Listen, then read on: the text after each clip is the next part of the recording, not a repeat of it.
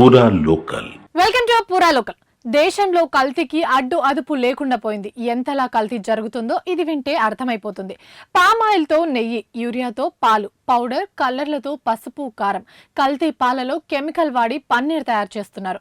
ఈ కల్తీ ముఠాను రాచకొండ పోలీసులు అదుపులోకి తీసుకున్నారు. వీరిలో కొందరు ఎక్స్పైరీ డేట్ పూర్తయిన ఉత్పత్తులను షాపుల్లో కొనుగోలు చేసి కల్తీ ఆహార పదార్థాలను తయారు చేస్తున్నట్టు తెలుసుకుని పోలీసులు సైతం షాక్ అవుతున్నారు. రాచకొండ కమిషనరేట్ పరిధిలో ఎల్బీ నగర్, మల్కాజ్గిరి, మహేశ్వరం, భువనగిరి జోన్ పరిధిలో కల్తీ ఉత్పత్తులు అమ్ముతున్నారనే సమాచారంతో పోలీసులు స్పెషల్ డ్రైవ్ నిర్వహించారు. ఈ సందర్భంగా శివారు ప్రాంతాల్లోని పలు గోదాములు, తయారీ కేంద్రాలు, ఫుడ్ ప్రాసెసింగ్ యూనిట్లు, పాల కేంద్రాలు, నెయ్యి తయారీ, అల్లం పేస్ట్ తయారీ కేంద్రాలపై దాడులు చేశారు.